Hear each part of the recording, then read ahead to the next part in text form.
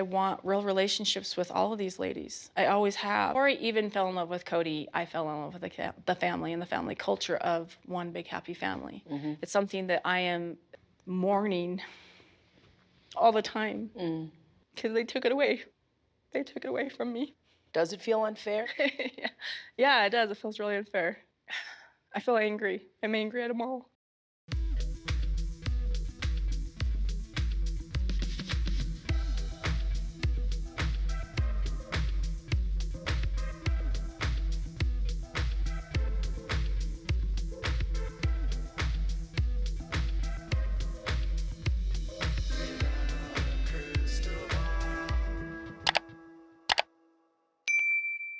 Hey everyone, it's Katie from Without a Crystal Ball. Welcome back to my channel. It's Tuesday, January 3rd, 2023. I hope you're having a wonderful day. It is very cold here and it's another blizzard. And so I'm ready to dive into some patriarchy nonsense. And I want to talk with you about the last part of the Sister Wives Tell-All, where we get a perspective of the final goodbye of Christine from Janelle and Robyn, and Christine talks about her celebrity crush and gets a little bit blushy. Then we dive into Robyn, who literally blames everyone for taking away her dreams, to which I always think, like, does Robyn understand on the flip side that, like, the sister wives blame her for taking away their dreams too soon? Okay, so let's talk about this last part of the episode. I know it's been so many of these, and next week is the final episode of Sister Wives for season 17. And for those of you wondering if it's coming back in season 18, it is. Although I don't know in what capacity they're going to be sister wives, since all the wives have left except for Robyn. But they have been filming season 18, and Christine updated on her TikTok over the holiday that she's planning to stay with Sister Wives, and she's no longer filming in Flagstaff. She'll be filming in Utah at her house. So she's not going to be traveling back and forth to Flagstaff anymore, as her storyline with Kody has ended. I can't imagine staying on a show with my ex, but I mean, she feels a duty to her fans. Now, the show is contingent on Kody having sister wives, so I don't know if that means Kody's going to find some more wives, because in the episode on Sunday, he did call himself a former polygamist. Well, he said, I was a polygamist. So maybe that's because he doesn't have any current wives that are more than one. I don't know, but it remains to be seen, I guess, at this point, what his plans are for the future. Oh, I was a polygamist. It's all ego, baby. The future. Being that his entire investment and his whole family is like wrapped up in the show and all of his income is, I find it hard to believe that he would walk away from it. So let's get into where we left off from the last video, which was we were talking about how Kody basically blames Christine for everything, says that she's taken Janelle away from him because, yeah, Christine has that power. Christine has the power to literally be like the bad person in every aspect of the family. Now, there were Yeah, it sucks, right? Now, there were some comments from some of you that you felt like Christine wasn't taking accountability for her part and she knew what she was getting into. And while I agree with you to a point, I also disagree with you to the extent that, you know what, she's leaving a patriarchal system where she was not necessarily in control, and she had a husband where she had to obey and submit to him. So it's a little bit different for a female to leave a situation like this than it would be for a man. And so, and the man holding most of the control in these relationships, it's a little bit easier to take the female side. I'm just saying. So let's dive into today's topic of Robyn blames everyone for taking away her dreams.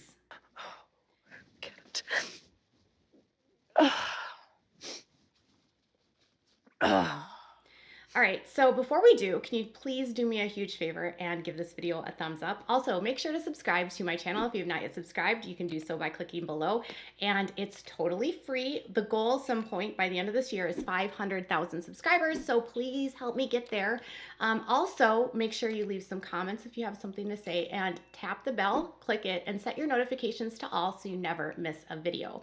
And we will be getting back into the normal swing of things after Sister Wives ends, I promise. And we'll be interlacing more Duggar content. We'll get back into the Platts. And we'll just see sort of how things develop with the Browns. Now, let's talk about this final part. So, in the final part of the episode, basically what happened is Suki, who all of you have decided in the comments is literally the worst interviewer ever, which is really sad because I really want to like her. And then some of you pointed out that she works for TLC. So a lot of you in comments said that you would like want me to be the interview. And well, listen, that would be so fun to sit across from Kody Brown.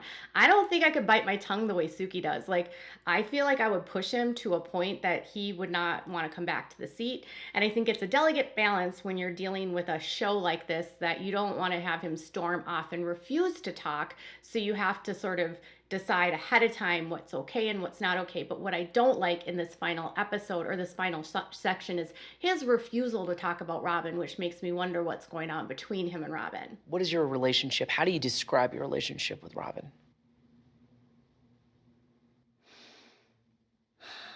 So as Suki puts together the final clips of the saying goodbye, she actually sits down with Janelle, who talks about how the whole situation at the very end where she has to say goodbye to Christine was quite ominous, and definitely from an aerial view it felt very divided. She even said being there it felt divided, like it was very obvious to her that people were on one side and she was on the other side. And she even seemed to think that Kody for his part was kind of like noticed that he was on the side with Robyn and her kids. So she had some feelings about this. Check it out. The way everybody was standing on different sides of the patio, it felt very much like, here's the division. There was definitely a side. There were sides being taken. What I actually really liked about this part, and what I'm seeing in Janelle in this tell-all, is before I felt like she was very measured in everything that she said. And you could always tell that Janelle had more to say and was really holding back. And she's always said that she's not a confrontational person and she doesn't like to, like step on people's toes. And I think now that she's independent and she doesn't have to worry so much about everyone else's feelings and she's like not with Kody, she's not afraid to actually like acknowledge what we are seeing as fans. And I think Christine is doing the exact same thing. So when we as fans are watching and we're seeing Christine and Janelle respond authentically and are actually saying that this is what is, and they're not lying and trying to deflect or project from other things like Robyn will do in a minute, it's been incredibly refreshing to see. And, I will say this, that like I've talked to so many people in Flagstaff and everyone that meets Janelle has always said the same thing, that she is super friendly. She's a really nice woman. And they all say the same things about Robyn. She's just kind of not. So Janelle acknowledges the division that's in the family. And she also talked about the importance of actually saying goodbye. Like she didn't really see it as a necessity at first, but she realized after the fact that it was definitely something that needed to be done. It was super awkward. It was a little bit antagonistic. It was very separate. It really felt like there was this line. He was completely over there, and then he realized probably how that looked, and so he tried to make an effort to step more into the middle. I find it interesting that Janelle, she had mentioned that she's not really a hugger, but at that moment she could tell that Christine needed a hug, and so she definitely gave her one. And then when she was talking about like the division, she said she felt like there was a division, and she said it felt antagonistic to her even on that day. And that Kody seemed to understand that it looked divided, and she's like, he seemed to notice how it looked, which to me told me like, did he really feel like I need to come over because I should, or because of how it looks on the show? I think narcs like Kody, in my opinion, have a high opinion of themselves, and they're very much aware of how the world views them. And so he's a lot of times on the show, I wonder if he's thinking about like how viewers are going to take his position on everything. So for Janelle, she's honest. It was divided. It felt divided. It was a hard thing to do. She's glad she did it. And then Robyn's take is obviously very different. She actually denies that there was a division because it was still about COVID, which Kody tried to say was the reason why. Because remember, he was like, stand back, COVID, which we all didn't believe for a minute, because at this point there was fast testing, rapid tests. There was the vaccine, which Kody and Robyn, I don't know if Robyn has done, but Janelle said on the show that Kody isn't vaccinated. So there's a lot of things there where it just felt like it was an excuse. And Robyn seems to think that it was hard because for her, she's still stuck in this, well, Christine doesn't want to be friends with me anymore. But it's hard because it's like, I'm standing there with the knowledge that Christine doesn't want a relationship with me or my kids. And I'm like, I don't know why am I saying goodbye if she doesn't want, it's like. What I really find odd about her, that is Robyn, is that she's so fixated on the fact that she's been rejected by Christine. And I remember Gwendolyn in one of her videos or on her Patreon mentioning how like Robyn seems to feel like everyone is out to get her and really is sort of stuck on rejections that happened to her. And I'm like, Christine didn't say she never wanted to have a relationship with her. She said that she didn't want to have one right now. And Robyn took that as like ever. She was like very literally taking that as like she never wants to talk to me again. And I don't know if that's just another way for her to be the victim again against everyone else and, separate herself as everyone else is bad, I'm good kind of thing. But for all of the things that Robyn says about Christine putting up walls, she does a really good job, Robyn, of also putting up walls by making herself the perpetual victim of everyone else. Everyone's behavior has responsibility, and we can be victims, but we also can just be two parties in a relationship that isn't working. And I never see Robyn taking responsibility for why their relationship doesn't work outside of, I tried and she's just not interested type of thing. It doesn't make any sense to me. She doesn't ever think about, I kissed Kody before they got married. I started spending time with him, taking days away before we got married. I got a 2-week honeymoon. My wedding dress was way bigger. I got a big house. Like, she never sees things from their perspective. It's very one-sided. It's like she doesn't have the ability to see outside of her own experience. And I don't know what that's about at all. And then Kody feeds it constantly. After Robyn's like all like, I'm gonna go there regardless, they then start talking about, like what's next for Christine. And Janelle, like, says that Christine just wants a man that's really gonna love her and really, really cherish her. She wants to feel like she's seen and validated. And she talks about this like character that is a troll or something. I don't even know. He's from some superhero movie. And then Suki asks Christine who her celebrity crush is, and she says Shamar Moore, and she like legitimately blushes. It is so cute. Shamar Moore. Ooh. Definitely. Shamar I'm Moore. blushing. Stop it. You're not throwing him out of your bed. Blush. God, I can't believe you just said that. Stop it. Oh my gosh. Shamar Moore is not a bad choice, if you ask me. He is good looking. He has not aged a minute. Did you see how like she got like, stop it. Oh, I can't believe you said that. Oh my gosh. When she said she wouldn't kick her out of her bed. She still has a little bit of that like good girl polygamist inside of her where it's probably like really uncomfortable for her to talk about this kind of stuff. But it's exciting to see her actually like acknowledge that. So it's super cute that she's even thinking about it. I thought that part was really sweet. And I definitely agree with Shamar Moore. So yeah, and I don't know if many women would argue or men. I mean, he's a good looking man. So Christine is, trying to move forward with her life. And after all of that, they go back to Robyn again and to Kody to wrap up the victimhoodness of their experience. And Robyn at this point gets really upset about, the fact that this family stole from her. And she's not even talking about Kody. She's angry at all of them, but she won't say I'm angry at Kody. She's like, it's like she's angry at the sister wives for giving up, which is like, okay, you benefited from them financially. They didn't get any love from him. And now you're mad that they wanted to find some happiness elsewhere. But check this out. Like, I want real relationships with all of these ladies. I always have. Always have. Does it feel unfair? Yeah, it does. It feels really unfair. I feel angry. I'm angry at them all. I'm really angry. I would have never chose this. Like I said, if I had the power that everybody thinks I had, this wouldn't be happening. So here's the thing I think is weird is that she's angry at them all. She said that before she fell in love with Kody, she fell in love with the whole family and this whole idea of the family. And now that's been taken from her and she feels cheated. And it's always about like her victimhood. Again, not discussing her role in this.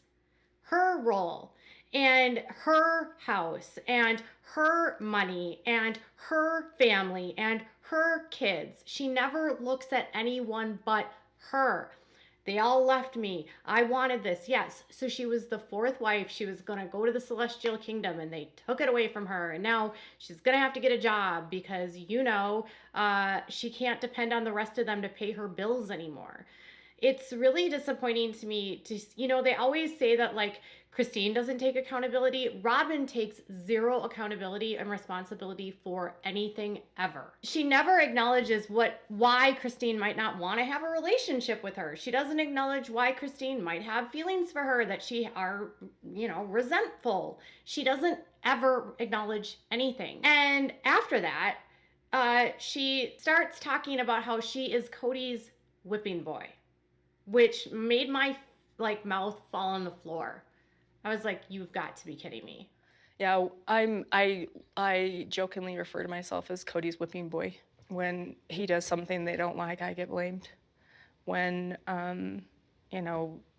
Why is that? maybe I'm an easy target because I have a tendency to just take it and, just not get jerky about it.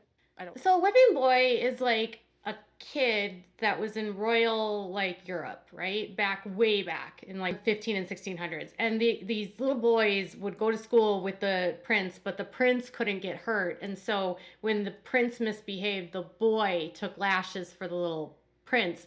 And then the prince would have to watch and feel empathy for it. So in her eyes, she's getting whipped by people that would want to confront Kody but don't, so they blame her instead because she's an easier target because she's not a jerk. Is she indirectly saying that Kody is so hard to approach that instead of getting mad at him, they blame her because he's so volatile and he's such a jerk? Did she just indirectly call him a jerk? That part of it was very confusing to me because if she did, that might explain why coming up, Kody doesn't want to talk about Robyn.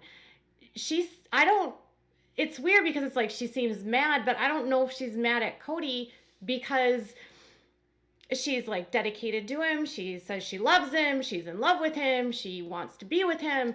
But then she's calling him a jerky and calling herself a whipping boy. First off, if people are getting mad at her, they might be getting mad at her for her own behavior. That's absolutely a possibility. She does do things like pretend like she's a victim and Kody has a savior complex, so he's always running to go save her. And they've definitely done things in the family that have made people unhappy and made people not feel good. So people have their own right and belief in not liking Robyn outside of Kody. But she is, again, not ever taking accountability. So it's easier for her to blame Kody for this than it is for her to say that she's done something wrong. Are you noticing here that not only does Kody project, but so does she? It's they're both so toxic, it's gross. What is your relationship? How do you describe your relationship with Robyn? Do I have time? No, I'm not going to talk about her. You don't want to talk about her? No. Can we play the clip and then you can react to it? Sure. Maybe. So I'm trying to figure out here why Kody won't answer basic questions about Robyn. She asked him, who do you trust? And he wouldn't say. He said, I think it's obvious. And then he growled and he was like, "Urgh." And then she's literally just asking him, describe your relationship with Robyn. Not it was a bad thing. She even listed off, Robyn is, she loves you, and she's respecting you, and she cares about you, and she really values you. Really great adjectives and really good ways to say that they have a good marriage. And Kody's just it's so weird. And he doesn't want to talk about her. He has avoided talking about her He'll talk about Robyn as a weapon to use against the other wives, that they weren't nice to her, that they were mean to her, that Robyn is just this great person, that it came cap in hand and that has been mistreated, but nothing about like their relationship. He will not say like, I love her. Like last year he was like, she's great. She's obedient. She's submissive, blah, blah, blah. And then you see coming up next week, you see Robyn describe how she seems annoyed that the wives made her spend all of his time with her, that she has to have him around all of the time. And then she calls herself the whipping boy. And so then part of me is like, okay, first of all, are they lying? Is this so we stick around for next season to see them fall apart? Or is this that she's really on the receiving end of all of his anger and hostility now? She doesn't really want to be around him all that much. She wanted the family, not the man. You know what I'm saying? Is that what this is about? Why is he so resistant to speak about Robyn? Or is it that he knows that by acknowledging their relationship and that he loves her and that he's still with her, that it reinforces what the other wives are saying about him? I don't know where his mind is. Last year, he wouldn't talk about Christine. Now he won't talk about Robyn. What is going on with Robyn? Why won't he talk about Robyn? And what do you think about Robyn being the whipping boy? I don't know if I believe that. Tell me what your thoughts about all of this are in the comments below. Bye, guys.